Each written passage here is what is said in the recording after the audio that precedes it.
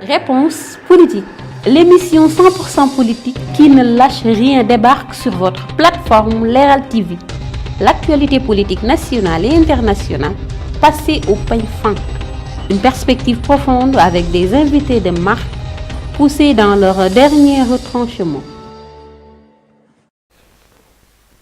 Bonjour chers internautes de Leral.net et aussi bienvenue à votre émission 100% politique, réponse politique.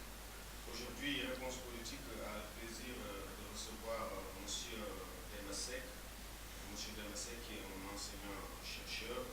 Il est par ailleurs le chargé de communication du parti NASCO, la nouvelle alternative pour la solidarité, le rassemblement et l'unité, dirigé par Moustapha Mbaké Gaïnefama, qui est aujourd'hui coalisé à la coalition Joyanti, dirigée par le président Abdoulaye.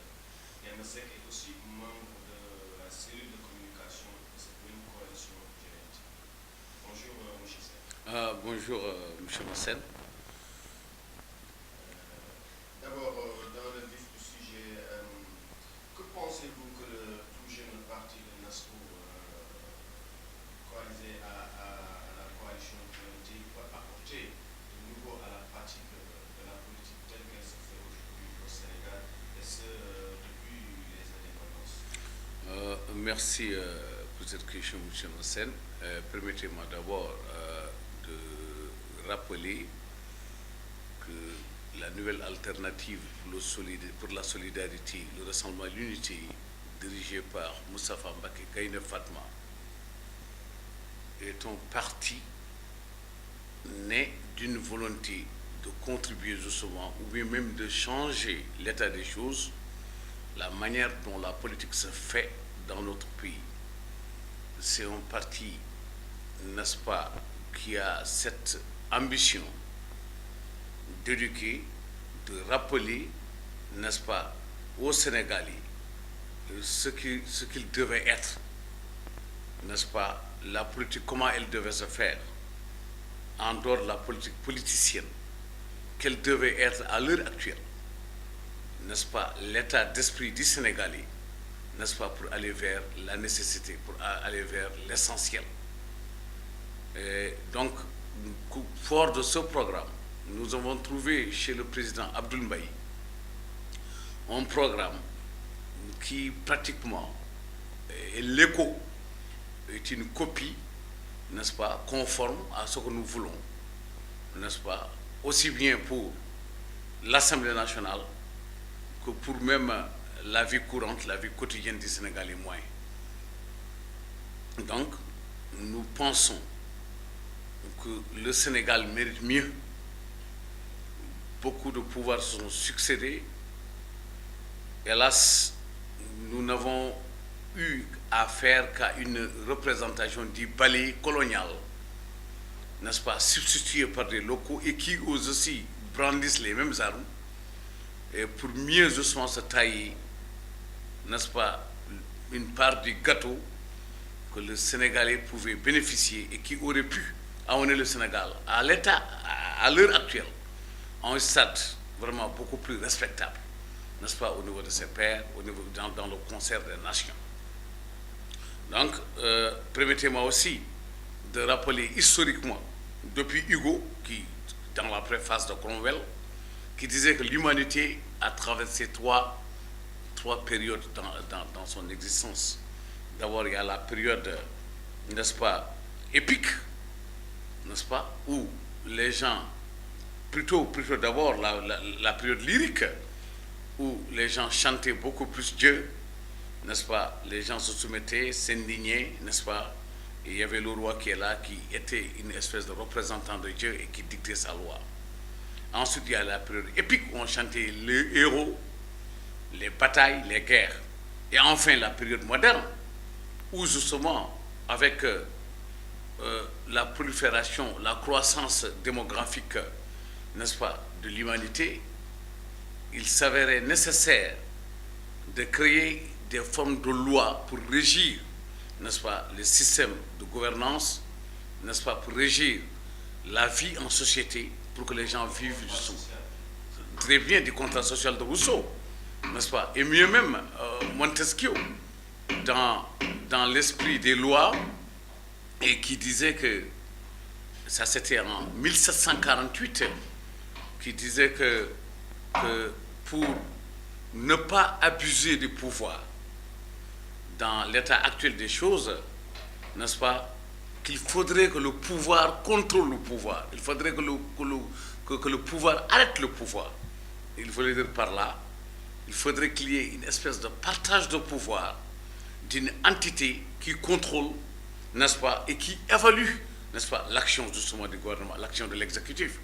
C'est dans ce sens d'ailleurs, peut-être que j'en reviendrai, sur la nécessité, quel que soit l'état d'esprit du peuple, quelle que soit l'avancée démocratique d'un peuple, n'est-ce pas, la nécessité de partage de pouvoir dans un État afin qu'il y ait une harmonie entre les gouvernants et les gouvernés. Voilà, donc nous, justement, c'est notre esprit, c'est ce qui nous anime à l'heure actuelle. C'est d'ailleurs l'arme que nous allons prendre. Nous n'avons pas besoin de crier, nous avons besoin plutôt de dire aux Sénégalais son intérêt, qu'on en a marre des politiques politiciennes, on en a marre des promesses non tenues, on en a marre de certaines phrases et logiques politiques qui n'ont rien à voir avec la réalité.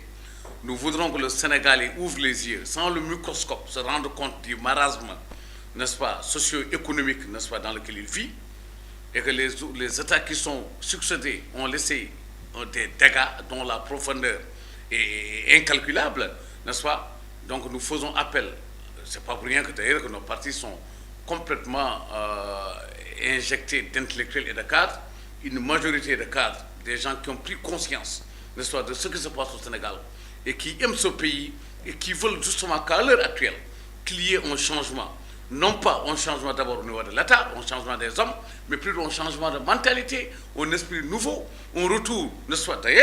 D'ailleurs, quand je parle de Moustapha Mbacké Gaïndé Fatma, c'est pas quelqu'un, n'est-ce pas, qui n'est-ce pas, qui est susceptible de faire des erreurs, venant d'où il vient, petit-fils de Amadou Bamba, des gens sans verser dans la religion, qui ont fait leurs preuves, des gens qui, de par leur discours, qui ont marqué leur époque, et jusqu'à présent, la sagesse de leur discours, ça devait continuer à nous animer. On devait justement jeter un regard en arrière sur ça. Un certain Abdoul Mbaye, n'est-ce pas, fils de Keba Mbaye, quelqu'un qui, n'est-ce pas, de par son comportement exemplaire, tout au long justement de sa vie, dans les fonctions qu'il a occupées, dans les conférences qu'il a tenues, qui a professé ce que Kant appelait, je cite, agis pour que la maxime de tes actions s'érige en règle universelle. Ça, n'est-ce pas, ce Abdoul Mbaye n'est pas aussi, n'est-ce pas, c'est pas celui qui va faire des erreurs. Donc c'est des gens qui ont un programme politique, n'est-ce pas? Si je dis politique entre guillemets, puisque politique qui est différente de la politique justement qu'on mène à l'heure actuelle, donc un programme politique, plutôt un programme social ou bien économique ou autre, n'est-ce pas, pour ne pas dire politique, n'est-ce pas, qui propose de changer les choses. D'ailleurs, Joyanti, ça signifie redressement, ça signifie justement changement. Voilà. Est-ce qu'il a présidé au choix des investis au sein de cette coalition politique? Le choix à Joyanti, on a vu des investis jeunes, des cadres sans expérience politique. Voilà. Bon, si on parle d'expérience politique, c'est d'expérience politique sénégalaise. La politique telle qu'elle est faite au Sénégal, ou bien telle qu'elle est faite dans un pays où l'intérêt justement est d'abord placé en avant. Je crois que tout un chacun fait la politique. La politique dans ce sens de développer des opérations pour survivre, la politique de vie en communauté, la politique de famille en tant que chef de famille et autres. Et que ces cadres, aussi bien à l'école que dans la rue, n'est-ce pas, sont bien informés de l'état des choses au Sénégal et proposent, n'est-ce pas, de donner une nouvelle forme de faire, aussi bien à l'Assemblée nationale d'ailleurs, et c'est fondamental et c'est sublime, n'est-ce pas, que cela commence d'abord par les législatives. Pourquoi? Puisque chaque député est censé représenter une multitude, n'est-ce pas, pour ne pas dire ça, bon, moi c'est une poignée quand même de citoyens, n'est-ce pas? Donc, le député qui porte la volonté des citoyens pour la transformation de son milieu, de son environnement, voilà le type de député justement dont on a besoin. N'est-ce pas? C'est voilà des choix parmi lesquels n'est-ce pas, qui nous ont amenés à investir des gens de confiance, des gens honnêtes, des gens compétents, n'est-ce pas, pour que l'Assemblée nationale ne cesse d'être un fans club. Voilà. L'Assemblée nationale cesse d'être un fans club. D'ailleurs, quel regard portez-vous sur la 12e législature sortante et quel est le profil du député tel que vous le concevez au niveau de votre coalition? Merci. Tu sais, vous savez, je suis désolé, monsieur Massen. Tu sais, il y a ce qu'on appelle projet de loi et proposition de loi. Le projet de loi qui peut émaner de l'exécutif et des propositions de loi qui peuvent émaner justement individuellement des députés ou bien d'une commission, bien d'un groupe parlementaire. Et nous avons vu que cette législature-là, en dehors des autres, puisqu'elle était censée quand même changer les choses, c'est la plus médiocre dans l'histoire des législatives, dans l'histoire des assemblées nationales, au concert, aux Jeux olympiques de la médiocrité, n'est-ce pas, des législatures. Notre législature, n'est-ce pas, on va la décerner la médaille d'or, n'est-ce pas, puisque un député qui oublie, n'est-ce pas, son rôle de député, que tout juste après avoir été élu, un député qui oublie qu'il représente une communauté tout juste après avoir été élu et qui, à l'Assemblée nationale, ne pense plus qu'à ses voitures et son salaire et pense mieux à faire le griot de l'exécutif, alors là, ça, ce n'est pas digne de député. Et ce qui est encore plus marrant, c'est toute la majorité présidentielle, c'est-à-dire au niveau de l'Assemblée, qui se contente d'applaudir, de faire passer des lois, tout en ne sachant pas, n'est-ce pas, ou bien tout en ignorant quelle est la portée véritable de ces lois au niveau des populations. Et méconnaître en même temps qu'un député de la minorité peut faire voter une loi qui porte justement d'ailleurs et qui va plutôt se prolonger jusque dans la famille de ces députés, même de la majorité, et ces mêmes lois se retrouvent rejetées au nom de moi, j'appartiens à la majorité, il n'y a pas de raison que votre loi passe, sans savoir le contenu, la quintessence, la valeur, la portée réelle justement de ces lois. C'est ça, c'est alarmant, n'est-ce pas? Où est-ce que finalement on se pose la question, où est-ce qu'on va? Puisque si l'Assemblée nationale faillit à ses fonctions, si l'exécutif, n'est-ce pas, n'ouvre pas les yeux devant ce qui se passe, devant son entourage, n'est-ce pas? Et puis cela va jusque dans les élus locaux, jusque dans nos petites municipalités où les petits maires se proclament roi de Ndoumbelane, n'est-ce pas? On retourne justement à la monarchie. C'est de l'anarchie, c'est de la préhistoire, ça. L'actualité aussi, c'est la proposition, bien la saisine du Conseil constitutionnel dans le chef de l'État, pour qu'on puisse voter désormais avec une carte d'identité nationale numérisée, une carte d'électeur numérisée, le passeport, le permis de conduire, ou bien un autre document d'immatriculation pour les primo-inscrits détenteurs des cartes primo documents de sa cité. Qu'est-ce que cela va inscrire cette saisine du Conseil constitutionnel?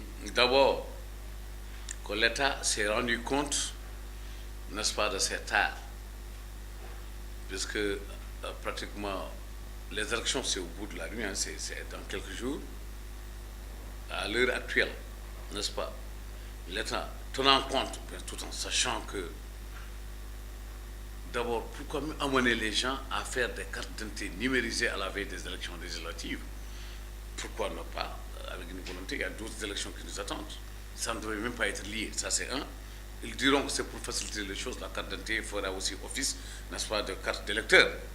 Et deuxièmement, permettre cela, n'est-ce pas, c'est aussi une autre manière de reconnaître d'abord ses erreurs, de reconnaître justement ses failles et de ses incompétences, n'est-ce pas, à ne pas pouvoir justement livrer ces cartes d'identité numérisées, n'est-ce pas? Sinon, pourquoi maintenant on revient justement à la formule de départ. Pourquoi ne pas seulement dire voter avec vos anciennes cartes d'identité nationales? Point.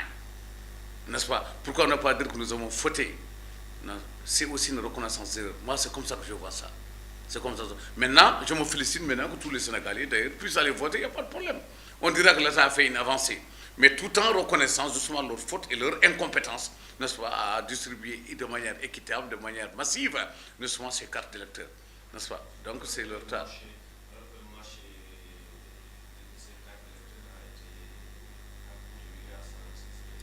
c'est justement ça, on a dépensé des milliards sans étudier à fond, n'est-ce pas, les pour et les contre comment dire encore, la durée exacte, n'est-ce pas, pour de la livraison de ces cartes, et sans étudier au fond aussi certaines méthodes et autres. Voilà aussi une des erreurs justement que nous faisons, que nos États font, et surtout ici au Sénégal. Les gens se lancent dans un projet, dans une méthode, tout en ne sachant pas, ou bien tout en ne prévoyant pas justement les pour et les contre, n'est-ce pas? C'est une question de méthode, c'est une question d'étude du marché. Il y a du marketing partout dans la vie. On fait du marketing, on pose le pour et le contre. Est-ce que si je fais ça, j'aurai ça, ceci, cela? Ça, c'est élémentaire. On n'a pas besoin d'aller à l'école pour le savoir. Parlons maintenant des thèmes de campagne qui ont été apportés pour cette législative. On parle de PUDC, on parle de PSE. Est-ce qu'il fallait défendre le bilan du président de la République pour le pouvoir, ou plutôt se cantonner à lister des propositions, des réformes à faire une fois arrivé à l'hémicycle? Moi, je crois que nous, on se dirige vers des élections législatives. Je ne vois pas quel est le rapport, à mon niveau, entre ce que le président a fait, un président élu qui a un programme et qui est élu, n'est-ce pas, pour respecter ses thèmes de campagne, n'est-ce pas, et l'Assemblée nationale et le vote des députés. Je crois bien qu'ici, il fallait plutôt faire le bilan de nos députés de l'Assemblée nationale, n'est-ce pas? Il fallait faire le bilan des projets de loi qui ont porté et qui ont essayé quand même de transformer, n'est-ce pas, la vie du Sénégalais moins, n'est-ce pas, le bilan du député, n'est-ce pas, qui peut se vanter d'avoir fait quelque chose pour son peuple, pour sa communauté, n'est-ce pas, une communauté qu'il ne connaît même pas. Et puis, est-ce que le député est réel? Est-ce que même l'ensemble de ces députés, aussi bien, surtout encore de la majorité présidentielle, est-ce qu'ils savent qu'est-ce que c'est le rôle du député? Qu'est-ce que c'est que député? Je vous jure qu'il y a des députés qui ne connaissent même pas ce que c'est que projet de loi. Projet de loi, ils ne savent pas. Je suis député puis je suis porteur de voix. Je suis député parce que le président m'aime. Je suis député parce que je suis l'ami du président. Je suis député parce que c'est telle ou telle autre chose. Il faudrait que le Sénégal dépasse ça. Je n'attaque pas, je n'attaque personne. Je suis un citoyen, n'est-ce pas, du Sénégal, et que j'ai voyagé à partir de l'extérieur. Tu te rends compte de la profondeur des dégâts, n'est-ce pas, qui se font ici dans ce pays-là. Il va falloir arrêter, il va crier l'émergence, comme je te l'ai dit. Tu me diras que les petits cadres qui n'ont pas d'expérience politique au niveau de Joyanti, mais ces mêmes cadres, n'est-ce pas, qui n'ont pas d'expérience de politique d'intérêt, de politique justement gabégiste et de clientéliste, ces mêmes cadres ont une expérience, n'est-ce pas, dans leur vécu, ils le vivent, ils vivent ces problèmes, ils voient ça. Et c'est des intellectuels et qui veulent s'ériger aujourd'hui, n'est-ce pas, comme des combattants, pas de liberté, mais du changement, n'est-ce pas, pour que le Sénégal regagne justement sa fierté, son respect dans le concert des nations. Comment expliquez-vous la flamme de violence et l'embrase de cette campagne, mais de manière générale et sociologiquement, tous les scrutins au Sénégal, c'est quand même le Sénégal là qui a D'abord, la colonisation a fait péricliter les structures de base.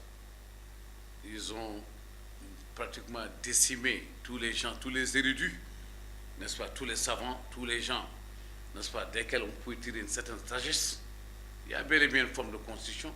Et bien avant même la colonisation, il y a certains États, certaines provinces, comme par exemple le Tékourou et autres, n'est-ce pas, qui vivaient des régimes démocratiques où celui qui est censé diriger n'est là que pour 2 ans. Et il est là, il ne peut pas être réélu. C'est un autre qui arrive, il a des conseillers, il consulte toujours le peuple avant de faire passer telle ou telle loi, tel ou tel événement. Il y a des formes de gouvernance. Mais justement, et la colonisation est venue précliser ça. Et la colonisation est venue d'une manière, même si elle est pacifique, elle est aussi violente du verbe. Elle est violente par la démonstration de la force et autres. Ça a laissé dans l'esprit justement du Sénégalais, ou bien du colonisé, n'est-ce pas, cette peur, ou bien cette crainte, n'est-ce pas, de la violence et autres. Mais à un moment donné de l'histoire, après les régimes qui se sont succédés au Sénégal, n'est-ce pas, je ne cite même pas d'ailleurs, j'emprunte le terme Yanamar. Le Yanamar a fini par s'instituer dans l'esprit du Sénégalais et dans son comportement, n'est-ce pas, d'abord, qui est un comportement violent, puisque l'homme est en essence violent, l'homme a commencé à exorciser sa violence de par la nervosité, n'est-ce pas, de par les attaques, de par les insultes, de par le foutisme. Actuellement, ce qu'on lit partout dans le Sénégal, aussi bien chez les taximans que chez les élèves, que chez les vendeurs et autres. Tu vas voir les gens marcher précisément dans la rue qui s'en fichent des voitures. Tu vas voir des gens qui insultent l'autre pour un rien. Les gens, n'est-ce pas, qui boudent, n'est-ce pas, à la boutique. Pourquoi? Puisque le boutiquier m'a dit ceci, cela. Dans les bus, c'est des accrochages et autres. Voilà, mais finalement, c'est quoi? C'est tout un chaos. Donc s'il y a élection, c'est aussi une autre forme, une autre occasion d'exorciser cette violence, de montrer que tu n'es pas dans mon camp, n'est-ce pas, tu ne vas pas là te hisser, n'est-ce pas, constituer un obstacle pour mon intérêt. Mon intérêt, c'est que ce parti au pouvoir continue d'être au pouvoir, pour qu'on continue d'avoir quelque chose chez nous. Mais finalement, c'est quoi? L'État, c'est quoi en fin de compte? Est-ce que l'État est là, n'est-ce pas, pour sa vision pour le peuple sénégalais, ou bien est-ce que l'État est là, n'est-ce pas, pour satisfaire cette majorité, n'est-ce pas, qui les accompagne, ou bien cette minorité qui les accompagne? Donc ça devient finalement un fan club, comme je l'ai dit auparavant. J'emprunte même le terme d'un ami, donc c'est un fan club, c'est un GIE en fin de compte. Tu vois? Et là, c'est grave. Et c'est pourquoi on s'interroge. Nous ne sommes pas de la mouvance présidentielle. Et nous ne faisons pas aussi de la politique telle qu'elle est faite. Nous sommes non plus de l'opposition. Nous sommes des Sénégalais conscients qui avons vu qu'il faudrait justement que quelqu'un se lève et qu'il dise quelque chose. N'est-ce pas? Comme on le dit, salvation shall come from the land. Il faudrait justement que le salvation justement vienne de ces gens. Il faut que quelqu'un fasse quelque chose. Somebody has to do something. Quelqu'un, n'est-ce pas? Quelqu'un doit faire quelque chose dans ce pays-là. Voilà. Une dernière question par rapport à la tête de liste de votre coalition. Est-ce que vous pensez qu'il a la carrure d'un présidentiel? Merci pour la question. D'abord, permettez-moi de vous informer. On ne juge l'homme que dans sa pratique. On ne juge l'homme que dans ce qu'on lui a confié comme fonction. En tant que Premier ministre, Abdoul Mbaye, c'est l'un des rares Premiers ministres, les autres je ne sais pas. Mais lui, c'est l'un des rares Premiers ministres qui a dit non à la caisse noire. Du Premier ministre, il a dit simplement au président, donnez ça au peuple, donnez ça au peuple.